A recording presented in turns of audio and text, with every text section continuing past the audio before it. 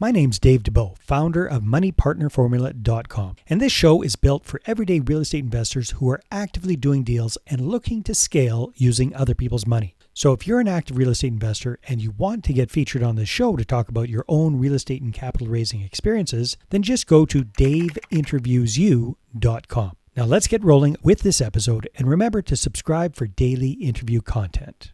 Hey, welcome back, folks. Today, zooming in from Knoxville, Tennessee, we have a very accomplished real estate investor, Sam Hales, who focuses on mobile home parks.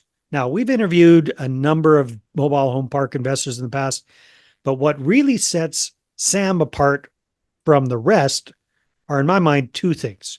Number one, I love what he's doing with marketing. Wait till you hear the name of his URL for looking for deals for the mobile home parks.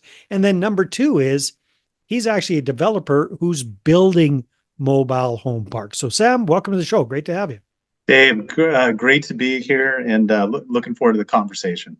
So Sam, tell us a little bit about what the portfolio looks like right now. We talked a little bit off camera that you guys are very vertically integrated. Tell us a little bit about what that actually means. Yeah, happy to do it. So we're in 18 different states, mostly the Southeast and the Midwest. So, think of the Carolinas, Georgia, Alabama, Florida, and then out to Indiana and Illinois and Kansas, Missouri, and Texas. And I missed a few states, but they kind of fill in the ones I just mentioned. So 18 states and how many communities? Community-wise, it's about 78, I think, at this point. That's a lot. That's amazing. And about 7,000, we call them pads, 7,000 units. Yeah. And how long you been going for, Sam, to build up that impressive portfolio? Yeah, so we started buying mobile home communities in 2017. So it's been about 7 years. Well, that's pretty good growth, my friend. We've had quite a bit of growth. Yeah, there's been years where we're drinking out of a fire hose and trying to, I think our biggest year we bought like 2,300 units. So it was wow. Yeah. Well, hats off to you. That is congratulations. That is very, very impressive. All right. So you've got all these different communities across 18 different states. Yeah. You were talking a little bit about being vertically integrated. How are you managing all of these different properties in so many different areas? Yeah. Well, maybe I'll even step back a little bit to answer the question. Mobile home parks, in my mind and my experience relative to other types of commercial real estate, are actually a lot more operationally intensive. I've done office buildings, I've done other types of development, I've done multifamily, I've done even a little hospitality and some industrial. I mean, I've done a few different things. And when you buy a mobile home park, it's almost like you're buying a business. Okay. And there's just kind of a lot of nuance and moving parts between. You've got people that own their own homes. You got other people that are renting homes, and there's some nuances there. And you're, it's almost like you're the mayor of a little town or a little city. And so we self-manage all of our properties. We don't have third party, but that's pretty common. Actually, you've talked to other investors in the mobile home park space, and most of them are going to manage their own properties. There's not really great third-party managers, and there's some good ones, but it's hard to third-party manage. But then even beyond that, we have our own construction company.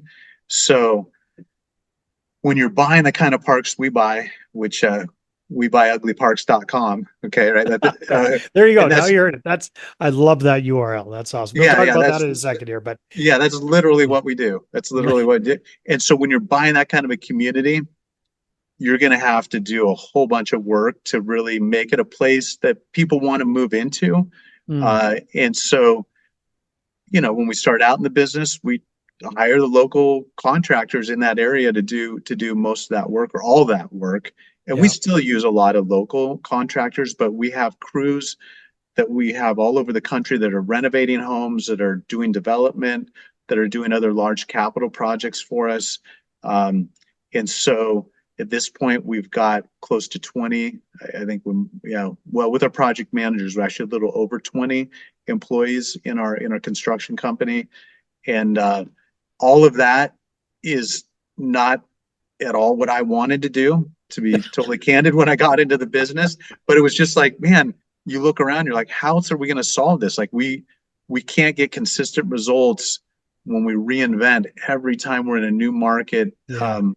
And so this is what we ended up doing. So that's what I mean. Third party, or I'm sorry, vertically integrated. Like Yeah. Well, let me unwrap this with you a little bit, if you don't mind, Sam. So yeah, you love bet.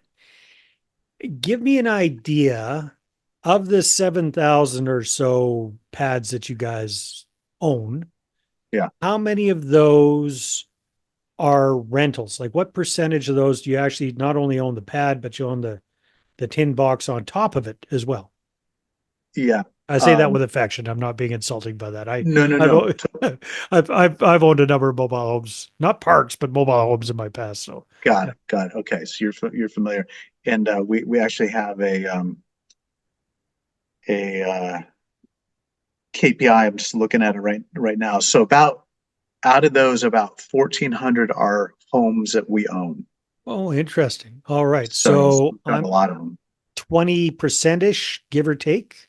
Um, yeah, yeah, that's about right. Give or take. Uh, and of course, we also have some that are vacant. So Yeah. our Okay. total occupancy across the portfolio is about 70%. So 30% of it is vacant sites that we're still, bringing new homes and infilling. So Yeah. basically of the, the rented sites, it's more like 35% or so Oh, I see. Okay. are, are, Yeah. Yeah. re- are rental homes of some And the sort. other ones are available for somebody to move their unit onto, kind of thing, their home onto, or they have homes on them already. Yeah, that's right. They have so the rest of them that are occupied are people that own their own home. Right. So, Exactly. so of the occupied units, 65% they own their own home, 35% we own the home and are And leasing the to ones them. that are vacant, do they have a unit on them, or are they just a pad that's ready for Mostly a mobile home? pad that's ready, but I mean Yeah. we buy a couple hundred homes a year, so some Mhm. of those are homes that are getting set up, or others are homes that got maybe somebody moved out and we're renovating those homes. That's what a lot of our construction is. So of that, about 400 are vacant homes that we're either assessing or probably renovating or setting up. Got it. Okay. That's coming along nicely. So when you guys buy a new asset, a new park, one of these ugly ones, right? That you get to go in Yeah. and optimize. What does that typically look like? Like, what do you guys do to bring up the value and make this a more inviting community for your residents? Yeah. Well, that's an important piece. So what I will say is what we don't do is we don't just, hey, we're the new owners, send out a letter, your rent's going up next month. What we like to do instead is we just, we have kind of this 60 to 90-day focus period when we first buy the park, Yeah. and we want to hit it hard. So a lot of times that's going to be things that we can do quickly but make a big difference. Yeah. Uh, Almost always it's a tree campaign. Like we're going to go in, we're going to trim up the trees, take out the dead ones, just really kind of get it cleaned up that way. There's probably going Nice. to be, um, depending how bad the park is, but there might be some demo that happens of maybe an old structure or even old homes that gets cleaned up. And so we're going to come in first and do our part. We want to show the residents that are there. Uh, it's not empty promises. Like we literally are going to the first impression you're going to get from us is, hey, Saratoga is going to make this a better place to live. Is And massive action. So really, really bumping up the curb appeal of the park itself. exactly. And, Nice. and so if we can, like sometimes we've been able to start paving projects right in that Yeah. first 60, 90 days. Sometimes it takes a little bit longer depending on seasons and that sort of thing. But definitely in the first few months, if it needs to be repaved, we're going to get it repaved. Um, and then from there, other things will be, kind of getting more staggered out, like new signage. We have these solar light assemblies that we like to put in. It basically looks like a full-on traffic light, 20 feet tall, but it's Yeah. a solar assembly, and lights it up at night, which is important for safety Yeah. and So that nice sort of thing. street lighting throughout the whole place, That's right. brightens it up, makes it more safer. Exactly, exactly. So that's kind of what we're really focused on for the, like you said, what we do when we first buy a community is we'll go in and we'll kind of attack it like that. Bruce it up there. No, that sounds really smart, smart, smart. So when you're taking over these rundown communities, Sam, chances are, I'm guessing that they are, owner managed previously, or the owner has some sort of on-site management that's been mismanaging things for quite a while. So how do you clean up that side of things? What do you typically do with the management side of things? No, you're absolutely right. I mean, if I had to characterize our typical seller, we call it a mom and pop owner, which is Yeah. basically what you're describing. Somebody that, maybe built the park, or at least maybe their dad did or their parents. So it's been, I'm going to say undermanaged. I don't want to say mismanaged Okay. necessarily, but just kind of undermanaged. Um, and that usually means two things. Number one, they haven't invested into the community. They haven't, but associated with that, they haven't, their lot rent doesn't reflect reality either. They're undercharging They're definitely and under undercharging, delivering because they can't. but Yeah. that's, it's kind of tied Undermined. together, right? If you Yeah. if Yeah. you're undercharging, you kind of don't have the capital to invest back into the community. So we're Exactly. we're gonna we're gonna address both of those. One of them is more immediate, which is the undercapitalization, and then one of it's longer term, which is being under market on the rents. Um, so we if we can, we're going to keep the manager that's in place. I mean, Okay. typically, and I'm sitting here thinking about, well, we have two communities that we're buying next month. One of them doesn't have a manager, but it's in an MSA where we already have a management team. It'll be easy to kind of absorb it, and that's fine. Okay. But then the other one is kind of what you're describing. Like it's in a new. We have one other community nearby, but they have a manager on site there. We've met him, on our diligence trip. Seems very capable. Seem to have a high level of care and concern for the community, which is what we're looking for. Yeah. We're going to keep him, and our hope is, he continues to work out for the company. A lot of times, what we find is, yeah, that community doesn't look great, and the occupancy Mhm. is like 45%. And there's some issues there, but that's probably because they've been handicapped. They haven't been Mm. given the tools or the capital. Lack of systems, lack of money to That's right. That's attract right. more people. So we And try then to you we try to provide kind of that so you don't necessarily need to replace the that's right. managers, just give them the Yeah, tools to do the job better and that's supervise right. them, obviously. That's right. Yeah. Okay, very, very cool. Um, so Sam, love what you're doing with the marketing. We buy ugly parts.com. I cracked up when I saw that URL. I thought that's brilliant because everybody's got we buy ugly houses, we buy, that sort of thing, but ugly parks, smart. What do you find works best for you guys for finding these opportunities, finding these mom and pop operators that are ready to sell? Because there's a lot of competition these days There in is. in these mobile home park purchases. Yeah. Yeah. Um, it's been a whole myriad of things. Like we don't have a call center where people are sending out blasts or calls, Yeah. all the time. And I know other people that are doing that and finding success that way. Um, what's been most successful for us is, whether that comes from a broker, often it does, to maybe get our foot into a market. Yeah. Once we're in that market, then we kind of, like we talked about, we're going to invest into that community and make it better. And then we network within that community.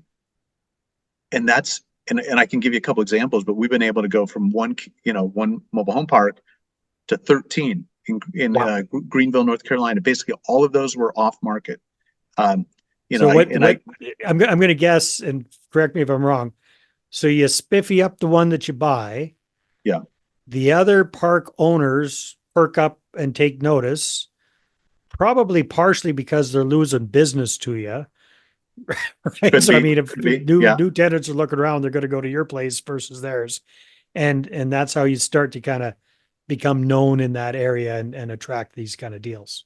that's right. And sometimes it's uh, hey, now we have a relationship with the guy that sets homes for all the communities in that Right. area. And he's like, oh man, you guys are doing a great job over here. Hey, by the way, do you know so and so? Like, I think they might want to sell. You know what I mean? Like that Yeah. sort of Yeah. thing. Word of mouth and Word of mouth. local boots on the ground connections. Yeah. Which Smart. which I really, as I'd like to say that was totally intentional, but it really wasn't. It was just, but all of a sudden we're like, okay, well, maybe we should start doing this more now that we Yeah. know we can find leads this way. The other thing is we have an incentive program for our managers, um, where they get a nice bonus if they find a park Ah, that we end up buying, and so we've got a number of them that have sent multiple properties to us that we've smart. that we purchased, and Because they know the other managers, right? They yeah, know they the other do. They park know the owners. They're all exactly. So connected. it's similar. It's similar. It's kind of boots on the ground, but that's Oh, been most that's successful fantastic. for us. And Sam, as we're kind of wrapping up the conversation, because time does fly when we're having fun, but It sure does. I have, can't believe have that actually. have to have you back for sure. Here's the question I got for you. So you're the first guy that I know that, if I understand correctly, you're also building new mobile home parks from scratch. Did I get that right? Is that part of your development, or are you just rehabbing old ones? Yeah. Well, we are. We've built a couple from Okay. scratch. Really? Let me explain that because Yeah. you might question, you say, hey, Sam, but you just told me you have like 1,700 empty pads. Like, why in the world would you go build more empty pads, right? Because I mean, that's basically, you go build the mobile home Well, park. It's it not like, depends on where you're building, but yeah, okay, that's a yeah, good yeah, question. but it's not like building a hotel and That, it's like, that okay, actually well, wasn't yeah, the sure, question I had, but that is a good question. Yeah. yeah. So and you're right. It part of its area. So the first one we did was an expansion of a community in Marietta, Georgia. Great submarket there, northwest side of Atlanta. Um, and we were out of room, but we had this extra land and whatever. Yeah. So that's one. Second one um, is a community in Norfolk, Nebraska, which is north and actually I guess a little west as well of Omaha. Um, but it's out there. I mean, it's almost 2 hours from Omaha, and just kind of a little bit in the middle of nowhere. But what happened is we were in that market. It was basically a mobile home park, but we were getting all these inquiries for uh, contractors that wanted an RV spot, Okay. and so we built a 50 site RV park. I could show you some photos, but I mean concrete pads, like really really nice looking Yeah, park. Um, and we finished that in December of last year. It was full by March. I believe it. Um, so we're doing more of that kind of this. So not We so call much mobile home parks, but uh, RV parks. yeah, more of like the long term Yeah, RV, because which is my also affordable understanding, housing. Sam, Yeah, was that municipalities, on one hand, they love affordable housing. On the other hand, they hate mobile home parks because the tax base is so low for the amount of right. expense they've got for that. So I Yeah, was wondering where you're able to buy land and build a brand new mobile home park. So it's not so much that you're doing that as if you've already got land and expanding something, that's right. optimizing what you've already got. And then the other one is RV parks. Yeah, which I think they do like that because kids aren't going to school and fire trucks aren't needed and all that kind of stuff for those kind of situations. That's true. That's true. It's a little unfortunate, but Yeah, it is true. Yeah, very, very cool. Well, Sam, we'll have to have you back on the show again because we could talk for a long time, that's for sure. But would if love to. somebody's watching this and going, hey, this Sam Hales guy seems to know what he's talking about when it comes to real estate investing, if they want to connect with you, what would be the best place for them to go? Yeah, thanks, Dave. Probably LinkedIn. Uh, Okay. our company, myself, we're pretty active on LinkedIn. So just search Sam Hales on there, and you can find out probably more than you want to know about our company. Sam Hales in Knoxville, Tennessee. That's right. Yeah. Yeah. Awesome, Sam. Well, this has been great. Thank you so much for being on the show. Okay, Dave. Thank you. I appreciate it. All right, everybody, take care. We'll see you on the next one. Hey there. I really hope you enjoyed that episode. And as always, if you want to listen to more daily interview content, make sure you subscribe. And if you're an active real estate investor and you're doing deals and you'd like to get featured on this show, then just head over to daveinterviewyou.com. Now at moneypartnerformula.com, we help real estate investors to create a process for predictably getting capital so they can do more deals without relying on hard money lenders or the banks. We do this by building them a private capital marketing system. Now, if you want help turning yourself into a big money capital attraction machine, then book a call with our team to see how we can help. Just visit moneypartnerformula.com to find out more. All right, take care, and we'll see you on the next interview.